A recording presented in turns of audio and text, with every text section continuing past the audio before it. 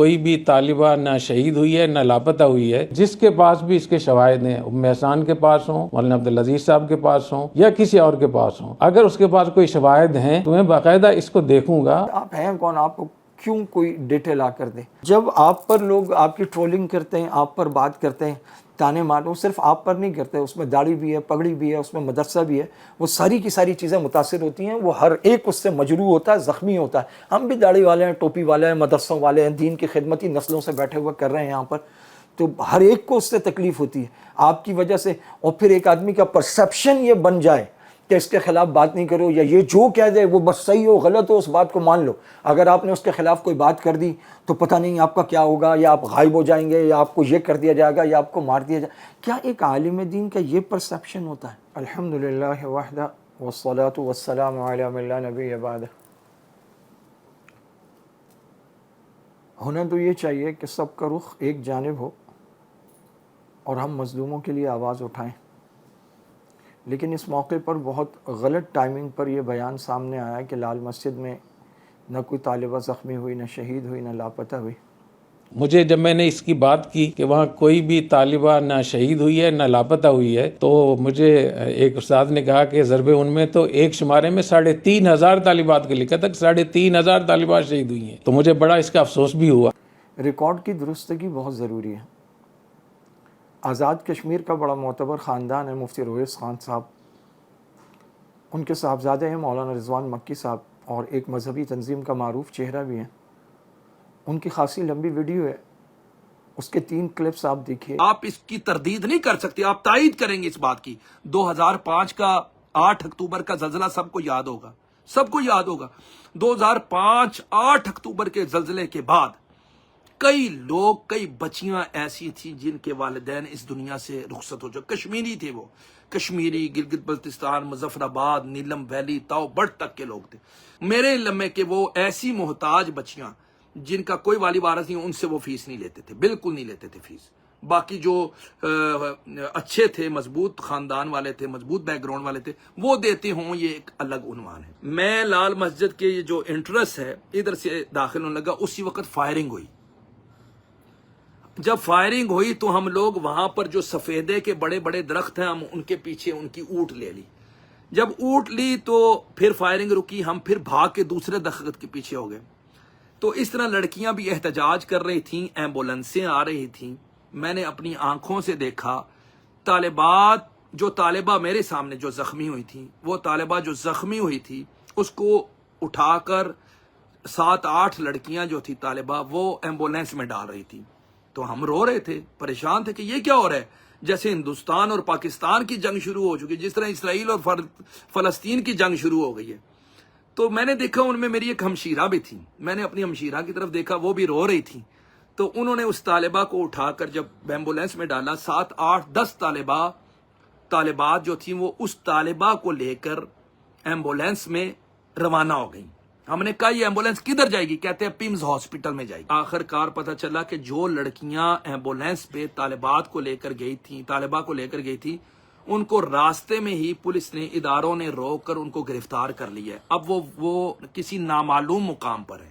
ٹھیک ہے، ہم نے کہا جی چلیں ڈھونڈتے ہیں اس پر بھی.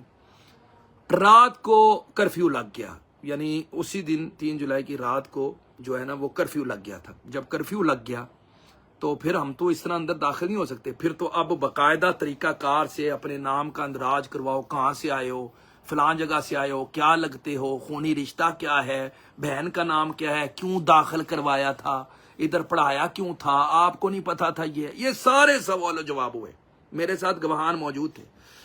اب میرا سوال یہ ہے، میری ہمشیرہ جو گرفتار ہوئی تھی، میں نے دن کے بھی لائیو ویڈیو میں یہ کہہ دیا تھا، وہ مجھے گولڑا موڑ میں جو حاجی کیمپ ہے مفتی اقبال صاحب کے ادارے کے پاس، وہ 5-6 دن بعد ہمیں وہ وہاں سے ملی تھی. ٹھیک ہے، حاجی کیمپ سے 5-6 دن بعد ہمیں ہماری ہمشیرہ ملی. ٹھیک ہے، وہ گرفتار کی ہوئی تھی اس وقت. اللہ جزائے خیر دے، کچھ سورسز لڑا کر، کچھ سورسز کا استعمال کر کے ہم لے آئے. لیکن جب ہم دوبارہ پیمز ہاسپٹل میں گئے نا، ایسے ہی، چونکہ میری ہمشیرہ کہہ رہی تھی کہ میری 2 سہیلیاں زخمی ہیں، ان کا پتہ کرنے جانا ہے. جب ہم دوبارہ گئے تو پھر وہی حالات، پھر وہی معاملات. वही इधर कौन हो, किससे मिलने आए हो, क्या लगती है, रिश्तेदारी क्या है, वगैरह वगैरह। वो 3 बातें कहते हुए नज़र आ रहे हैं। वो जो लेकर जा रही थी वो तालिबात भी, जिसमें उनकी बहन शामिल थी, वो गिरफ़्तार हो गई, फिर वो उनका पता ही नहीं चला कि वो कहाँ हैं। तो लापता होना इसी को ही कहते हैं ना। वो कहते हैं कि हम तकरीबन 5-6 दिन उनको ढूंढते रहे और हमें पता, फिर आखिर में पता चला वो थाना गोलरा मोड़ में जो गिरफ़्तार तालिबात है वहाँ है। तो लापता होने के लिए क्या मायार होगा? 1 घंटा, 2 घंटे, 6 घंटे, 12 घंटे, पूरा दिन? बच्ची है तो बेटी तो किसी की 10 मिनट भी मालूम ना हो कहाँ है तो परेशानी का क्या आलम होगा? उसको लापता ही कहते हैं ना। और ये कहते हैं कि फिर हम चूँकि रिसोर्सेज थी तो हमने सोर्स इस्तेमाल की और उनको वहाँ से 5वें-6ठे दिन रिहा करवा लिया। अब बाकी तालिबात कितना अरसा लापता रही हैं तो उसका तो मालूम नहीं है। तो एक बात तो ये कि ज़ख्मी हुई, दूसरी बात ये है कि वो लापता हुई, और तीसरी बात ये है कि वो कहते हैं कि ज़दा इलाक़ों से बहुत सारी बच्चियाँ आई थीं जो लावारिस थी, वो वहाँ पढ़ती थी। तो ज़ाहिर है कि ऑपरेशन शुरू हुआ, जिनके घर वाले थे मौजूद थे, ख़बरें देख रहे थे, वो लोग तो आ गए, ले गए, मदरसे वालों ने भी भेज दी। बड़े से बड़ा, छोटे से छोटा मदरसा और छुट्टी के बावजूद तालिबात तलबा वहाँ रह जाते हैं। बाज़ लावारिस होते हैं, बाज़ के उस शहर में वालिदैन नहीं होते कि वो उनके पास आएँ, दूर दराज शहरों से आए हुए होते हैं। तो तालिबात में भी यही मामला होता है। अच्छा, तालिबात का मामला तलबा से ज़्यादा वो नाजुक होता है। वो इसलिए कि तलबा तो जुमेरात को निकल कर चलो अपने किसी दूसरे मदरसे में, किसी दोस्त के पास या दूसरे रिश्तेदार के पास चले जाएंगे। जो तालिबात होती हैं उनका मसला ये होता है कि अगर तो वो लावारिस हैं फिर तो ज़ाहिर है कि कोई वैसे ही नहीं है, वो जा नहीं सकती मदरसे से। कोई वारिस भी है तो वालिदैन हर एक के यहाँ जाने की इजाज़त नहीं देते। उस वक़्त जिस तरह के हालात थे, दूर दराज से इस्लामाबाद पहुँचना, वो सारे भी मामलात थे। फिर भी जो लोग पहुँचे हैं वो ख़ासी मुश्किलात का ज़िक्र करते हैं और वो अपनी बच्चियाँ ले गए। तो ज़लज़ला ज़दा इलाक़ों की बच्चियों को लेने कौन आया होगा? हाफ़िज़ एहतशाम अहमद जो शुहदा फाउंडेशन के तर्जुमान हैं, और उस वक़्त ट्रिब्यूनल भी बना, उसमें भी तहक़ीक़ात हुई और लोग उनके सामने पेश हुए। उनका ये बयान इस वक्त मंजर आम पर आ चुका है कि मेरे पास एक ऐसा बाप आया जिसकी 2 बच्चियाँ थी, वही उसका सहारा थी, वो शहीद हो गई। वो सामने आने को तैयार नहीं था। उन्होंने कहा कि इसके अलावा भी कई ऐसे वालिदैन रिश्तेदार सामने आए जिन्होंने आकर हमें बताया कि हमारी बच्चियाँ शहीद हुई हैं, लेकिन बावजूद ज़ाहिर है वो मुशर्रफ दौर था, इतना सख्त दौर था और सख्ती थी और इतना बड़ा ऑपरेशन हो चुका था और मुल्क के अंदर इतनी हलाकतें और शहादतें हो चुकी थी, तो लोग उस वक़्त डर रहे थे उन हालात से। और फिर जब एक आदमी का कुल सरमाया उसकी बेटी या उसकी औलाद या बेटा चला जाए तो फिर उसने, वो कहता बाकी क्या बचता है, बस लाश मिल जाए, ठीक है मैं घर जाऊँ। तो वो कह रहे हैं कि हमारे पास कई रिश्तेदार आए जिनकी बच्चियाँ वहाँ शहीद हुई थी। उससे अगली बार डॉक्टर मुफ्ती खलीक़ुर रहमान साहब का ट्वीट है, वो कहते हैं कि H8 इस्लामाबाद के कब्रिस्तान में आज भी ऐसी कई ख़बरें मौजूद हैं जिन पर लिखा है कि ये लाल मस्जिद की शहीदा है, अगरचे उस पर उसका नाम नहीं है। उसके बाद आप अब्दुल सत्तार ईदी का बयान देखिए जिसमें वो कह रहे हैं कि पता नहीं कितनी थी, वो तो जल कर कोयला हो गई, पहचानी नहीं जा रही थी, अलबत्ता गैर मुल्की कोई नहीं था।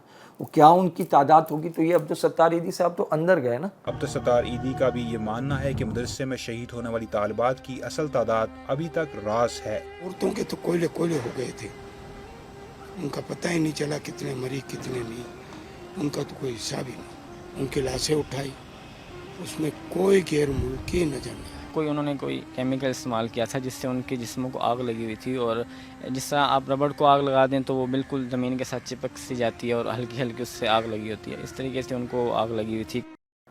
और अंदर से उन्होंने लाशें उठाई। ज़ाहिर है उनकी उस वक़्त सबसे बड़ी एम्बुलेंस सर्विस पाकिस्तान में उन्हीं की थी और वो हर ऐसे मौके पर पहुँचते भी थे, दर्द दिल वाले आदमी थे।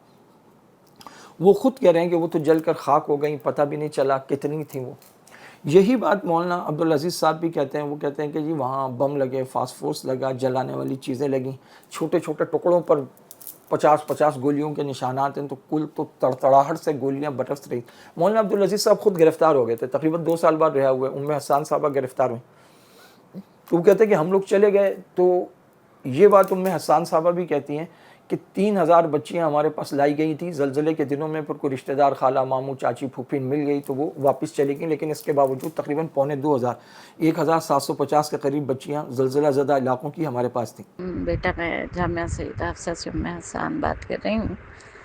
ज़लज़ले के बाद इब्तदाई तौर पे तो हमारे पास तकरीबन 3000 के करीब बच्चियाँ आई थीं, مطلب لائی گئی تھیں ہمارے پاس کہ یہ بچیاں ہیں. تعداد کم و بیش بھی ہو سکتی ہے، لیکن پھر بعد میں آہستہ آہستہ جب اعزاء اقارب تھوڑا سنبھلے تو کچھ بچیوں کو لے جایا بھی گیا واپس. جیسے کوئی رشتہ دار مل گئے، کسی کے خالہ یا ماموں یا چچا یا دادا دادی میں سے کوئی اور ملنے والے مل گئے خون کے رشتے، تو وہ اپنی پہچان کروا کے لے گئے بچیوں کو. اور جو پیچھے ہمارے پاس رہ گئی تھیں وہ تھیں تقریباً 2,500 کے قریب، 2,500 تھی. اور ان میں سے 600 ایسی تھی جو حافظ احتشام صاحب کہتے ہیں، شہداء فاؤنڈیشن کے ترجمان، کہ ان کا تو 2005 سے ثانیہ لال مسجد تک کوئی والی وارث کبھی سامنے نہیں آیا. تو ظاہر ہے وہ باہر نہیں گئی تھی، وہ تو اندر ہی تھی. اور ایسی بچیوں کا مدرسے کے ساتھ، معلمات کے ساتھ اور منتظمات کے ساتھ اور زیادہ گہرا تعلق ہو جاتا ہے.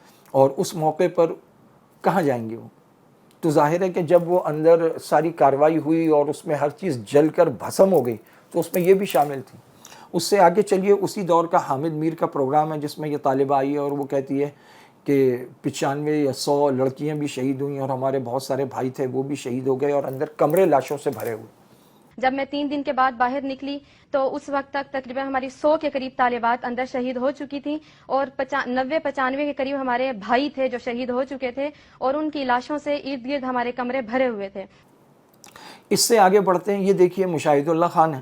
چھوٹے چھوٹے کمروں میں آپ نے مارٹر گولے مارے، اور وہ مارٹر گولے جن بچیوں کو لگے ہیں نا، کسی کا ہاتھ چپکا ہوا تھا چھت سے، کسی کے بال چپکے ہوئے تھے، کسی کا دھڑ چپکا ہوا. اس بے دردی کے ساتھ انہوں نے وہاں پہ لوگوں کو، یہ پرویز مشرف کر رہا تھا، پھر پرویز مشرف نے ایسے ایسے کام کیے ہیں. عافیہ صدیقی کو بھیج دیا نا. پاکستان کے سب سے ذمہ دار ادارے سینٹ کے رکن رہے ہیں. وہ یہ کہتے ہیں کہ مشرف نے جو ظلم کیا تو اس میں تو وہاں پر بچیوں کے بال دیواروں سے چپکے ہوئے تھے، اعضاء چپکے ہوئے تھے، بازو چپکے ہوئے تھے، اور اس نے بہت بڑا اور بدترین ظلم کیا. اس سے ملتی جلتی بات خود ایدھی صاحب نے بھی کہی ہے کہ وہ چیزیں وہاں چپکی ہوئی تھی. ایدھی صاحب کے ساتھ ایک اور آدمی ہے، وہ بھی اپنے بیان میں کہتا ہے کہ ہر چیز جل گئی تھی، جیسے آپ ربڑ کو جلا رہے اور وہ چپک جاتی ہے تو وہ اس طرح چپکی ہوئی تھی. اس کے علاوہ اس دور کی اخبارات کی خبریں ہیں جس میں وہ کہتے ہیں کہ 10 لوگ اندر جاں بحق ہو گئے اور 10 فوجی جوان شہید ہو گئے.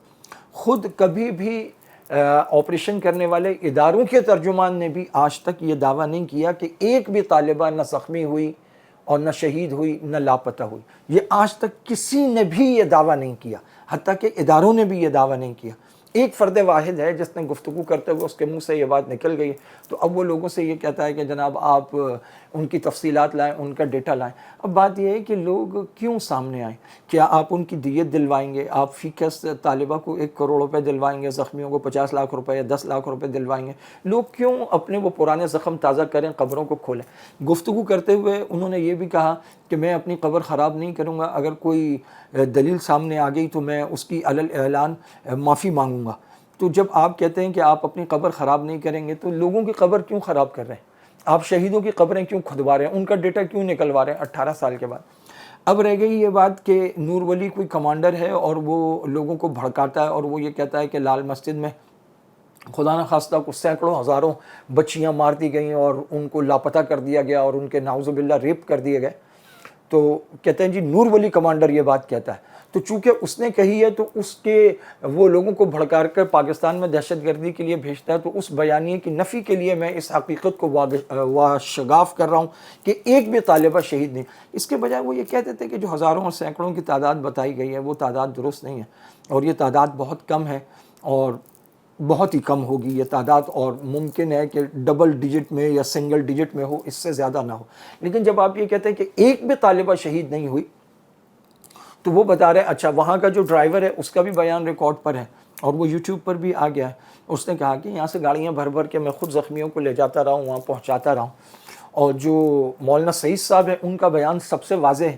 ان بے گناہوں پر بھی گولیاں چلائیں، جو بچیاں تھیں آ گئی کسی بہکاوے میں، کچھ ہو گیا، لیکن کیا وہ اس کو ڈیزرو کرتی تھیں کہ ان کی لاشیں اس طرح پھینکی جائیں؟ لاشوں کو کوئی پوچھنے والا آپ کے دور میں نہیں تھا. اتنی بھی توفیق نہیں تھی کہ کسی سرکار مولوی صاحب کو کہتی کہ مولوی صاحب لاشیں دفن کرنی ہے، یہ کرنا ہے، ان کا جنازہ پڑھنا ہے. ہم تو اندر کے حقائق جانتے ہیں. ڈی سی پنڈی نے فون کیا ہم سے اور انہوں نے کہا کہ کچھ جنازے ہیں، آپ جنازہ پڑھا دیں، غسل کرا دیں. یہ سب لال مسجد کی لاشیں، عورتوں کی بھی لاشیں. ہم اپنی ہمشیر کو ساتھ لے کے گئے، دوستوں کو ساتھ لے کے گئے. ہم سے پوچھیں ان لاشوں کا کیا حال تھا، ہم سے پوچھیں اس سے کتنی بو آ رہی تھی، اور ہم سے پوچھیں وہاں کیا ہو رہا تھا. یہ اس مشرف کے دور میں ہوا ہے، اور حرام ہے جو ان کو ذرا بھی احساس ہوا ہو کہ ہم نے کیا کیا. داڑھی رکھنا عذاب ہو گیا تھا، ٹوپی پہننا اس کے زمانے میں عذاب ہو گیا تھا. لوگوں نے داڑھیاں کٹا دی. ہم کتنے ہی لوگوں کو جانتے ہیں جنہوں نے بالکل کلین شیو کر لیا کہ جس داڑھی والے کو دیکھو، جس ٹوپی والے کو دیکھو، پہلی بات یہ ہے کہ یہ کسی گروپ سے تعلق رکھتا ہے، گاڑی سے اتارو. گاڑی سے اتار کے اب گاڑیاں چیک ہو رہی ہیں، تھپڑ مارے جا رہے ہیں، جیلوں میں ڈالا جا رہا ہے. یہ سب ہوتا رہا انہی کے دور میں. ہم لوگ بچے نہیں تھے، باشعور تھے، اسی ملک کے شہری تھے. وہ یہ کہتے ہیں کہ ڈی سی اسلام آباد نے مجھے فون کیا اور انہوں نے کہا کہ جی میتیں ہیں اور وہ ساری لال مسجد کی ہیں، جامع حفصہ کی ہیں، تو آپ آئیں، اس میں مرد بھی ہیں، عورتیں بھی ہیں. وہ کہتے ہیں اس وجہ سے ہم اپنی ہمشیرہ کو لے کر گئے، اور جب ہم وہاں پر گئے تو وہ عجیب حالت تھی. وہ کہتے ہیں کہ اتنی بدبو آ رہی تھی تو لوگ اس پہ ناراض بھی ہوئے. انہوں نے کہا جی آپ بدبو کی بات کر رہے ہیں، وہ شہداء ہیں. تو ظاہر ہے وہ جس بدبو کی بات کر رہے ہیں اس سے مراد کو شہداء کی لاشیں، عام لاشیں نہیں ہیں نا. وہاں بم چلے ہیں، وہاں فاسفورس مارا گیا ہے، وہاں بے پناہ گولیاں چلی ہیں، چیزیں دیواریں تک کالی ہو گئی تھیں. ہم نے سب نے تصویریں دیکھی ہیں، ویڈیوز دیکھی. تو وہ جو کیمیکلز ویپن یوز ہوتے ہیں یا فاسفورس یا اس طرح کی چیزیں، تو جب کوئی چیز جلتی ہے تو جلنے والی چیز سے تو بو آتی ہے. وہ کوئی شہید کی لاش کی بدبو تھوڑی اس سے مراد ہے، تو چیزوں کی بدبو آتی ہے. وہ کہتے ہیں ہم گئے، غسل دیا اور جنازہ پڑھایا، ان کے پاس اپنے لوگ بھی نہیں. ان سب چیزوں کو جب آپ سامنے رکھتے ہیں، اور اس کے بعد سب سے معتبر گواہی وہ مولانا عبدالعزیز صاحب یا حسان صاحبہ کی ہو سکتی ہے. وہ گرفتار ہو گئے تھے لیکن واپس آ کے وہ وہیں اسی جگہ موجود ہیں، وہ بچیاں ان کے سامنے کی تھی. اب یہ کہا جائے کہ جناب آپ ان کا ڈیٹا لاؤ، ان کے نام لاؤ، ان کی چیزیں لاؤ، تو آپ کون ہیں؟ آپ کو جج وج لگے ہوئے ہیں کہ لوگ آپ کے سامنے آئیں اور اپنی پیشیاں بھریں اور آپ کو بتائیں، تاکہ آپ کے منہ سے جو ایک بات نکلی ہے وہ اس کی صداقت یا اس کے کذب بیانی کو ثابت کریں، اور پھر آپ زیادہ سے زیادہ ان کا شکریہ ادا کر دیں گے. ان سب چیزوں کو آپ ملائیں تو اس سے جو خلاصہ نکلتا ہے وہ یہ نکل سکتا ہے جو ہمیں سمجھ میں آتا ہے کہ جن بچیوں کے گھر والے پہنچ سکے وہ ان کو لے گئیں، جو بچیاں خود جا سکتی تھیں وہ چلی گئیں. لیکن زلزلہ زدہ ایریاز کی بہت ساری بچیاں جن کی کم سے کم تعداد بھی حافظ احتشام احمد 600 بتاتے ہیں، وہ وہاں پر موجود تھیں. تو ان میں سے کتنی شہید ہوئیں، ان کے اعضاء کا کیا ہوا، وہ مولوی سعید صاحب کے بیان سے مزید واضح ہو رہا ہے، عبدالستار عیدی کے بیان سے واضح ہو رہا ہے، اور مشاہد اللہ خان کے بیان سے واضح ہو رہا ہے. عبدالستار عیدی کے ساتھ جو ایک آدمی بیان دے رہا ہے اس کے بیان سے واضح ہو رہا ہے. تو آج تک یہ دعویٰ کسی نے بھی نہیں کیا. ایک فرد واحد 18 سال بعد ایک دعویٰ کرتا ہے، اور اس دعوے کے بارے میں وہ یہ کہتا ہے کہ اگر کوئی ڈیٹا ہے تو سامنے لے. دلیل وہ بھی خود کوئی نہیں دے رہا. وہ کہتا ہے کوئی دعویٰ ہے تو 18 سال بعد لوگ کیا قبریں کھود کے لائیں. اس موقع پر جب ٹریبونل بلا 304 صفحات کی رپورٹ موجود ہے اور اس میں یہ بات موجود ہے، حافظ احتشام صاحب کہتے ہیں کہ 600 بچیاں زلزلہ زدہ علاقے کی وہاں موجود تھیں، اور وہ کہہ رہے ہیں میرے پاس کئی لوگ آئے. ابھی ایک اور بابا جی کی ویڈیو آئی ہے، وہ دیر کے کسی علاقے کی ہے. ظاہر ہے کل پرسوں جلد یا بدیر لوگ وہاں تک پہنچ جائیں گے اور ان سے بات ہوگی. وہ روتا ہوا کہہ رہا تھا کہ میری بیٹی ہے، اور اس نے کہا جی ہمارے اسی علاقے کی صرف 13 شہادتیں ہیں. تو آپ ان تمام شہادتوں کو 1 بائی 1 جب دیکھتے چلے جائیں گے تو آپ کو اندازہ ہوگا کہ ایک صاحب کے منہ سے ایک بات نکل گئی، وہ اس پہ ڈٹ گئے. اب اس کے بعد جو نیچے کے لوگ ہیں وہ اٹھ کر یہ کہتے ہیں کہ جناب ڈیٹا لے کر آؤ، فلاں چیز لے. یہ لوگوں کی قبریں کھودنے والی، ان کے زخم ادھیڑنے والی اور ان کو تکلیف اور اذیت دینے والی بات ہے. ظاہر ہے کہ لوگوں کو اس سے تکلیف ہو رہی ہے. تو آپ بڑی تعداد کی نفی کرتے، ایک کی بھی آپ نے اٹھا کے نفی کر دی تو وہ تو رضوان مکی صاحب جو وہاں چشمدید ہیں وہ کہہ رہے ہیں میں نے دیکھا زخمی تھی، اٹھا کے لے جا رہی ہے، اور گاڑیاں ایمبولینسز آ رہی تھیں، جا رہی تھیں، بھر بھر کے لے جا رہی تھی، طالبات ان کو لے کے جا رہی تھی. اور لاپتہ کی بات بھی انہوں نے بتا دی کہ میری تو اپنی بہن لاپتہ ہو گئی 5-6 دن بعد، ہم نے ریسورسز کے ذریعے. تو جن کی سورسز نہیں تھی وہ بچیاں تو ظاہر ہے ان کو ٹائم لگا ہوگا، جب تفتیش کا عمل پورا ہوا ہوگا پھر وہ رہا ہوئی ہوں گی.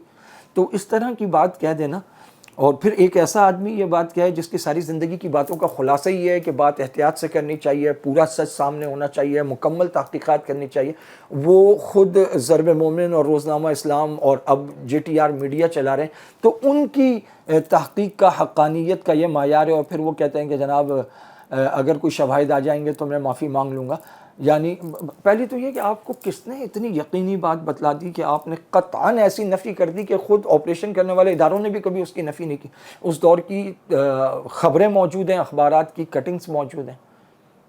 اچھا پھر اس میں ایک وائس میسج ہے جو گجرات کے کسی علاقے میں کوئی مسجد کے وہ ہیں، ظاہر ہے کہ جن کی بچیاں مدارس میں پڑھ رہی ہیں وہ اکثر دیندار، مساجد، مدارس اسی سے متعلق لوگ ہیں۔ السلام علیکم ورحمۃ اللہ وبرکاتہ۔ کیا لگا صاحب ٹھیک ہو؟ صحت سے ٹھیک ہے؟ منو یاد پہ آمدا ہے کہ جس طرح جدو لال مسجد آپریشن ہویا سی، پتہ نہیں تہاڈی کوئی مشیرہ یا تہاڈی کوئی ریلیٹیو ایسی نا اتھے؟ ہاں جی ہمشیرہ سی میری یہی تے میں مفتی عبدالرحیم دا بیان سن کے پریشان ہو گیا۔ میرے ابو جی نے خود اتھے بال دیکھے سن، بازو دیکھے سن، مینوں تصویراں بھیجیاں سن، پھر کو 2 گھنٹے روندے رہے نے اتھے بہ کے، میری کال چلدی رہی ہے، یہ پہندا اتھے کچھ بھی نہیں ہویا۔ میرے کول تے کوئی نہیں، کیونکہ کئی سیٹ چینج ہو چکے ہیں نا، تے ویڈیوز پہ چڑھاندا ہے۔ کل بھی ایک بندے نے ویڈیو چڑھائی سی فیس بک تے، انہیں تصویراں اپنیاں وہائیاں، قمیض لتھی دیاں وہائیاں، وہ ساریاں وہائیاں سن انہیں۔ پرسوں بھی انہیں ویڈیو چڑھی سی، اس طرح دیاں ویڈیوز چڑھ دیاں نے پہ فیس بک تے۔ تو وہ اس میں یہ کہہ رہے ہیں کہ میرے والد صاحب خود وہاں گئے تھے، ہماری بہن تھی وہاں، انہوں نے بال دیکھے، اعضاء دیکھے، جلی ہوئی چیزیں دیکھیں، وہ 2 گھنٹے وہیں بیٹھ کے روتے رہے، کال ہماری چلتی رہی، اور پھر انہوں نے کہا کہ کچھ تصاویر اور ویڈیوز انہوں نے ہمیں بھی بھیجی تھیں، لیکن وہ چونکہ اس کے بعد سے 3 4 5 سیٹ بدل چکے ہیں تو وہ چیزیں ہمارے پاس نہیں ہیں۔ لوگوں کو یہ تھوڑی پتہ تھا کہ ایک صاحب اٹھیں گے اور ان پہ یہ اظہار حقیقت ہوگا اور یہ کشف اور الہام ہوگا اور وہ یہ بتائیں گے، تو اس دور کے لیے ہم سنبھال کے رکھیں، پھر ہم ان کے خدمت میں پیش کریں گے، پھر وہ کروڑوں روپے دیت بھی دلوائیں گے اور 10 لاکھ یا 50 لاکھ روپے زخمیوں کو بھی دلوائیں گے۔ لوگوں بیچاروں کو کیا پتہ تھا یہ؟ اس طرح کی بات بہت احتیاط سے کرنی چاہیے۔ اور اس کے ساتھ ساتھ یہ کہ یہ بات کہ جی ضرب مومن میں تو 3000 بھی لکھی گئیں اور ضرب مومن میں تو سرخیاں لگیں، وہاں لکھا گیا کہ جلائی گئی ہیں، تو اس کے جواب میں وہ کہتے ہیں کہ مجھے اندازہ نہیں تھا، یا مجھے بڑا افسوس ہوا، یا مجھے جب اندازہ ہوا، جب مجھے پتہ چلا کہ غلط طریقے سے استعمال کیا جا رہا ہے تو میں نے بہت سمجھایا۔ میں ان لوگوں میں شامل ہوں جو وہاں کالمز لکھتے تھے، اور میری کتاب فی البدی جو میرے کالمز کا کلیکشن ہے، اس کلیکشن میں پورا ایک باب ہے، یہ فی البدی ہے، اس میں بلکہ تمام کالم وہی ہیں جو ضرب مومن میں چھپے ہیں۔ اس کے علاوہ کوئی کالم، ایک آدھ کالم کوئی ہے جو کسی خاص نمبر میں کہیں اور چھپا ہے تو وہ اس میں آ گیا۔ یہ سارے ضرب مومن کے کالم ہیں، فی البدی اس کا نام ہے، اسی نام سے عبدالرحمن مدنی سے میرا کالم وہاں چھپتا تھا۔ اس میں پورا ایک باب ہے، اس باب کا نام ہی مغرور کمانڈو اور لال مسجد۔ اس میں ایسا پہلی دفعہ ہوا ہے، وہ عفت ماپ پریاں میں کسے بددعا دوں، پریاں اداس ہیں، رٹ کی رٹ سمجھدار لوگ، یہ سارے اسی موضوع پر لکھے گئے ہیں۔ وہ کہتے ہیں جی میں نے وہاں کی انتظامیہ کو سمجھانے کی کوشش کی یا لکھنے والوں کو سمجھانے کی کوشش کی، تو میں تو برسا برس وہاں رہا ہوں، ظاہر ہے یہ 1 2 4 5 10 50 کالم نہیں، 100 سے زیادہ کالم ہے یہ، تو ایک طویل عرصہ میں اس میں لکھتا رہا، اس کے رنگین صفحے پہ اکثر میں چھپتا تھا، یہ کالم میرا چھپتا تھا۔ ضرب مومن کے ساتھیوں سے بات چیت کی، میں نے کہا آپ لوگ کیا لکھ رہے ہیں، یہ تو غلط معلوم ہو رہا ہے، طالبات کی بات نہ لکھیں، باقی جو وہاں ظلم ہوا ہے طلبہ کو یا دوسرے وہاں جو لوگ آئے ہوئے تھے، جو باہر کے لوگ تھے، نمازی تھے یا کسی بھی تنظیم کے لوگ تھے، تو ان کو جس طریقے سے وہاں شہید کیا گیا، تو اس پر آپ لکھیں۔ تو مجھے تو کوئی ایک دفعہ بھی ایسا موقع نہیں ہوا کہ استاد صاحب نے وہاں پر کوئی بات کی ہو، کوئی لوگوں کو سمجھایا، ان کو کہا ہو کہ جی تم غلط کر رہے ہو، یا انتظامیہ میں 2 اس وقت بڑے لوگ تھے، ایک حضرت مفتی صاحب تھے، دوسرے انور غازی تھے، انور غازی تو اب بھی وہاں ادارے میں موجود ہیں، تو انہوں نے بھی کبھی یہ نہیں کہا کہ بھئی یہ موضوع سارا کا سارا جھوٹا ہے، کذب بیانی ہے، آپ اس پہ کیسے لکھ رہے ہیں۔ اور اس دور میں کہ ہم بیٹھ کے گھڑ رہے تھے، ہم وہاں جھوٹ بول رہے تھے، کذب بیانیاں کر رہے تھے، ہم وہاں کچھ سازشیں بیٹھ کے کر رہے تھے، جو چاروں طرف چھپ رہا تھا، جو معلومات آ رہی تھیں، وہ مولانا عبدالرشید غازی کا وہ والا میسج کہ جی بالکل آخری جو ان کا وائس میسج ہے، غالباً کسی ٹی وی اینکر سے بات کر رہے تھے یا کس سے، جس میں انہوں نے کہا جی اس طرح کے لوگ آئے ہیں اور وہ اس طرح کے نعرے لگا رہے ہیں اور وہ مسجد میں داخل ہو رہے ہیں، وہ ساری کی ساری چیزیں ریکارڈ پر موجود ہیں۔ اور جہاں اتنی فائرنگ ہوئی، اتنی گولیاں چلیں اور 100 لوگ اندر مارے گئے، 10 فوجی جوان اندر شہید ہو گئے، تو اچھا مولانا عبدالعزیز غازی کی والدہ وہاں شہید ہوئی ہیں، ان کا تو پورا جسم صحیح سلامت نہیں ملا، تو کیا کائنات میں وہ ایک ہی عورت بوڑھی اکیلی اندر رہ گئی تھی؟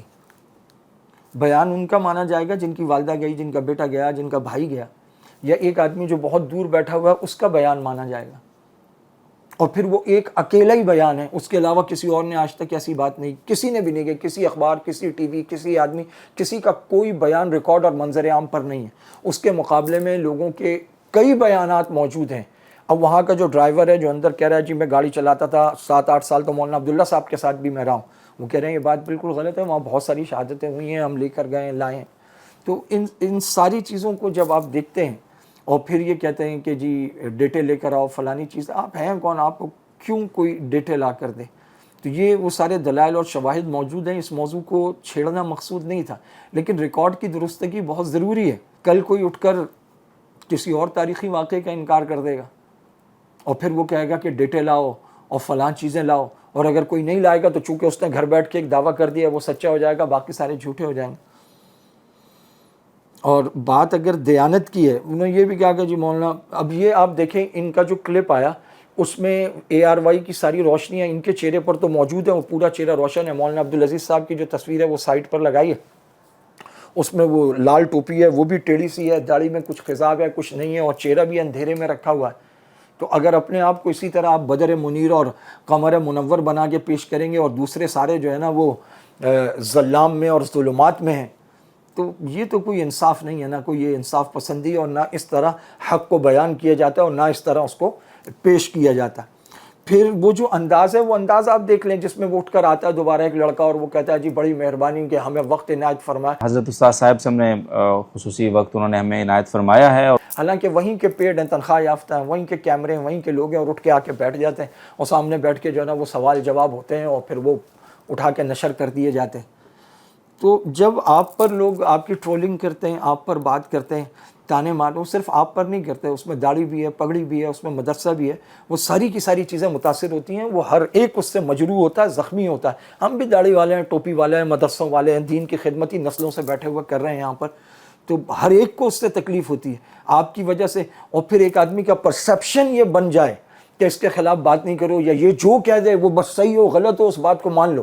اگر آپ نے اس کے خلاف کوئی بات کر دی تو پتہ نہیں آپ کا کیا ہوگا، یا آپ غائب ہو جائیں گے، یا آپ کو یہ کر دیا جائے گا، یا آپ کو مار دیا جائے گا۔ کیا ایک عالم دین کا یہ پرسیپشن ہوتا ہے؟ ایک تعلیمی ادارہ چلانے والے اور بچوں کی تربیت کرنے والے، ان کا ایسا امیج ہونا چاہیے معاشرے میں، اس سے وہ تربیت کریں گے، اس سے لوگ قریب آئیں گے۔ یہ تو قربتوں کے لیے اتنا بڑا قومی اثاثہ کھڑا ہوا ہے نا، اس کی افادیت کتنی متاثر ہوگی۔ اور جہاں تک دیانت کی بات ہے تو دہائیوں تک یہاں ان کی رفاقت میں کام کرنے والے حضرات کو جب وہاں سے کک آؤٹ کیا گیا تو انہوں نے کہا کہ جناب وہ 1 سال کی چھٹی پر ہیں، چھٹی لے کر گئے، وہ پھر واپس آ جائیں گے۔ حالانکہ وہ بات غلط تھی بالکل قطعاً۔ ضرب مومن کے ساتھیوں سے بات چیت کی، میں نے کہا آپ لوگ کیا لکھ رہے ہیں، یہ تو غلط معلوم ہو رہا ہے، طالبات کی بات نہ لکھیں۔ اور یہ بات بھی غلط ہے کہ جی میں نے لکھنے والوں سے بات کی، میں ان لکھنے والوں میں شامل ہوں، برسا برس لکھا ہے، مجھ سے تو کبھی کسی نے بات نہیں کی۔ اور جو وہاں 2 بڑے لوگ تھے میں ان کے قریبی ترین لوگوں میں تھا۔ ایک موقع پر کوئی بات ہوئی تو انہوں نے کہا کہ آپ حضرت مفتی صاحب کی آنکھ ہیں اور ان کے کان ہیں، تو آپ یہ بات کریں۔ یہ تنہائی میں مجھ سے کہا، ہو سکتا ہے حضرت کو یاد نہ ہو، بڑے آدمی ہیں، تو میں تو اتنا قریب تھا، وہ مجھے انہوں نے بھی کبھی نہیں کہا کہ یار یہ جتنی باتیں ہیں یہ ساری کی ساری جھوٹ ہیں، یہ اس طرح نہیں لکھنا چاہیے۔ یہ ضرب مومن یہ میرے دل میں اتنا بڑی چیز تھی، میں نے ہی اس کو سنبھالا تھا نا بالکل شروع سے۔ تو ایک ایسی چیز جس کو 20 سال تک کسی نے اس کو سنبھالا ہو، اور جو بھی لوگ اخبار کے ذمہ داران ہوتے ہیں وہ اس کو سوچ سکتے ہیں کہ ایک آدمی کیوں بند کر رہا ہے۔ کیا کوئی آدمی اپنے 20 سال کے بچے کو ذبح کر سکتا ہے؟ کوئی آدمی سوچ سکتا ہے اس کو؟ ایسا اخبار جو اتنا زیادہ معروف ہو، لیکن میں نے یہ دیکھا کہ اس کو ریاست کے اور شریعت اور جہاد کے جو خلاف اس کو استعمال کیا جا رہا تھا، تو پھر میں نے اس کو زبردستی بند کیا۔ ضرب مومن میں جو بھی اس کے جو ساتھی تھے، اس کے ذمہ دار تھے، اس کے لکھنے والے لوگ تھے، منتظمین تھے، ان کو میں مسلسل اس بات پہ سمجھاتا رہا کہ کوئی ایسی چیز اس میں شائع نہ ہو جو لوگوں کو مشتعل کرنے والی ہو۔ اور جب آپ کو پتہ لگ گیا تو 20 برس تک بقول آپ نے چلایا۔ ایک طرف آپ کہتے ہیں میں اسے پورا نہیں دیکھتا تھا، اس کو چلانے والے کچھ اور لوگ تھے، وہ وہاں جب میں نے دیکھا ریاست کے خلاف سازش ہو رہی ہے تو میں نے اس کو بند کر دیا۔ دوسری طرف آپ کہتے ہیں جی شروع سے میں نے سنبھالا۔ آپ کی مجلسوں میں ہم نے سنا، آپ نے کہا جی میں پہلی دفعہ جب اس کو پیسٹ کیا تو یہ بھی نہیں پتا تھا تصویریں سیدھی لگانی ہے یا الٹی لگانی ہے، ہم نے وہ سیدھی کر دی، وہ چھپائی میں جو ہے نا وہ الٹا لگتا ہے. وہ اس طرح کی کوئی بات آپ نے ہمیں بتائی تھی. پھر آپ نے خود کہا کہ کوئی اپنے 20 سال کے بیٹے کو ذبح کرتا ہے, شروع سے میں نے اس کو سنبھالا. جب آپ نے سنبھالا اور آپ کے ہوتے ہوئے وہاں 3-3 ہزار زندہ جلاتے گئے, یہ سب کچھ ہو گیا, تو جب آپ کو پتہ لگ گیا تو آپ کا فرض نہیں تھا, آپ کہتے ہیں فوری طور پہ اس کی نفی چھاپو, یہاں پر یہ سب کچھ جھوٹ ہے. میں نے اس کی پوری خود کہا کہ جب میں تحقیق کرتا ہوں تو میں کہاں تک جاتا ہوں, جب آپ وہاں تک چلے گئے اور آپ پر حق کھل گیا تو پھر آپ پر ضروری تھا کہ آپ اس کی نفی وہاں پر شائع کراتے اور آپ ان کو کہتے کہ جناب یہ غلط ہوا ہے, اس کو چھاپو یہاں پر کہ ایک بھی شہادت نہیں ہوئی اور جتنی ہم نے خبریں دی ہیں وہ غلط ہے. جمعرات کو بکتا تھا نا باہر, بدھ کے دن ہی وہاں جامعۃ الرشید میں دوپہر کو بک رہا ہوتا, تو اس سے پہلے بھی رنگین صفحہ تو آپ کا پسندیدہ تھا, آپ کے پاس پہنچ جاتا تھا وہ. اور باقی رہ گئی اس کے بند کرنے کی بات, تو سینکڑوں لوگ اب بھی زندہ ہیں جن کو معلوم ہے کہ یہ کیوں بند ہوا اور کیسے بند ہوا اور یہ کہاں لاکھوں سے چلا تھا اور اس کی تعداد کہاں تک پہنچ گئی تھی اور کہاں کتنی نیچے گر گئی تھی. ویسے بھی میری سمجھ میں یہ بات نہیں آتی, جب وہ معمار ٹرسٹ پہ اور رشید ٹرسٹ پہ پابندی لگی اور وہاں تنخواہیں دیر سے ملنے لگیں اور آدھی ہو گئیں, تو کیا مدرسہ الرشید ٹرسٹ یا معمار ٹرسٹ سے چلایا جا رہا تھا؟ اس کا تعلق اس سے تھا. اور اگر اتنی تنگی ہو گئی تو یہ ہر سال پورے لمبے چوڑے وفود کے ساتھ اتنے مہنگے عمرے رمضان میں, پاکستان میں مولویوں کی ایک ایلیٹ کلاس ہے جس کو ہر رمضان میں عمرے پر ہونا ہوتا ہے, ہر سال اس کو حج کرنا ہوتا ہے. انسان دیکھ کے حیران ہو جاتا ہے, لوگ ساری زندگی جمع پونجی لگاتے ہیں نا, تو وہ 12 لاکھ والے اکانومی پیکج میں حکومت کے ساتھ حج کرنے جاتے ہیں جو مڈل کلاس لوگ ہوتے ہیں.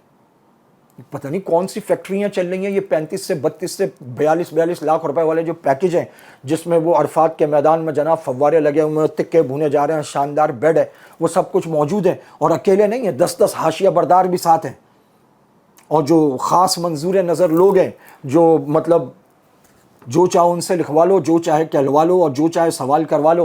وہ 3 آدمی بیٹھ جاتے ہیں, من تورا حاجی بگویم, تو مرا حاجی بگو, انجمن ستائش بامی, اور وہاں سے جو ہے نا وہ انکشاف حقیقت ہوتا ہے.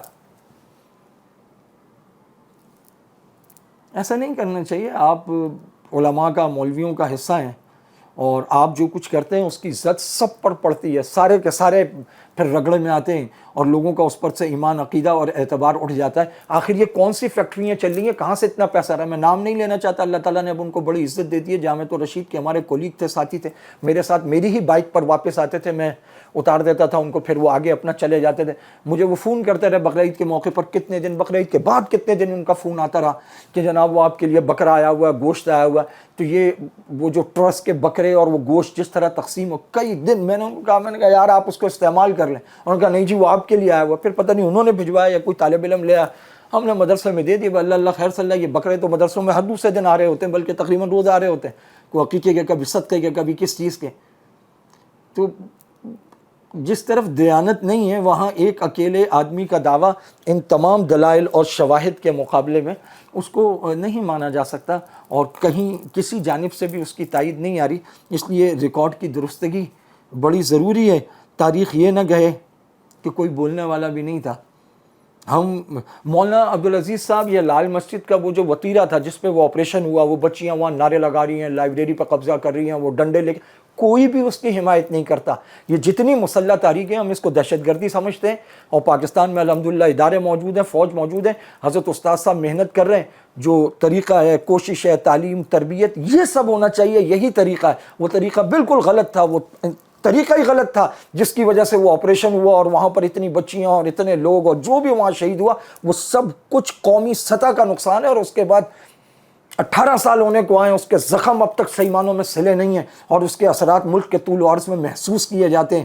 تو یہ جو دوریاں ہوئیں, غلط طریقہ تھا مولانا عبدالعزیز کا. یہ بچیاں اس لیے تھوڑی کہ پھانسی کے اڈے بند کرو, آپ بچیوں کو پڑھائیں, ان کو تعلیم و تربیت دیں, وہ جگہ جگہ جائیں, ادارے کھولے, اور ماشاءاللہ کھولے بھی ہوں گے, بہت ساریوں نے سننے میں بھی آیا کہ کھلے ہوئے ہیں. وہی ایک تعلیمی انقلاب چلتا, وہ طریقہ تھا. یہ قوم کی بچیاں امانت ہوتی ہیں, یہ اس لیے نہیں ہوتی ہیں کہ ان کو اٹھا کے آپ گوریلے بنا دو اور وہ جو ہے نا اس سے لڑ جائیں, اس سے لڑ جائیں, اس سے بھڑ جائیں. وہ سب غلط. لیکن اس کا یہ مطلب نہیں ہے کہ آپ اس کے مقابلے میں جب آئیں تو سرے سے اٹھا کے اس کا انکار کر دیں, یا باتوں میں آپ کے منہ سے ایک بات نکل گئی تو بس اب آپ اس پہ جم گئے, ڈٹ گئے. بڑے لوگوں کی غلطیاں بھی بڑی ہوتی ہیں, چھوٹی موٹی مکھی نہیں مارتے, وہ پورا کھوتا مار کے کنویں میں اتار دیتے ہیں. پھر وہ کھوتا کنواں خالی کرنے میں جو ہے نا وہ ٹھیک ٹھاک, اللہ بھلا کرے, ٹائم لگ جاتا ہے اس میں. تو اس لیے ٹائمنگ تو غلط ہے ہی, وہ بات بھی بالکل غلط ہوتی ہوئی نظر آ رہی ہے. اور اس کے لیے یہ جو کچھ ہو رہا ہے اور اس کے بعد جو کچھ چلایا جا رہا ہے اور جس طرح موضوع سے لوگ ہٹ کر ادھر ادھر ہو رہے ہیں، قوم پوری ایک پیج پہ آئی ہوئی تھی، مظلوموں کے لیے لگی ہوئی تھی، بڑا بہترین موقع تھا، لیکن اس موقع پر جو کچھ ہوا ہے اس نے لوگوں کے دل بڑے زخمی کر دیے۔ اپنی قبر تو آپ نے بچانی ہے، لوگوں کو کہہ رہے ہیں قبریں کھولو، ڈیٹے لے کر آؤ، ہمارے سامنے پیش ہو جاؤ۔ وہ اتنا سخت دور تھا، لوگ ڈرے ہوئے تھے، سہمے ہوئے تھے، نہیں آئے سامنے تو اب کہاں سے آئیں گے اور کس لیے آئیں گے اور کیوں آئیں وہ لوگ؟ خیال کرنا چاہیے۔ اللہ رب العزت ہدایت عطا فرمائے اور اللہ رب العزت ہم سب پر اپنا رحم و کرم فرمائے۔ ہمارا بھی شہداء کا گھرانہ ہے، ہمیں اتنی تکلیف پہنچی ہے تو جن کے وہاں گئے ہوں گے ان کو کتنی تکلیف پہنچی ہوگی۔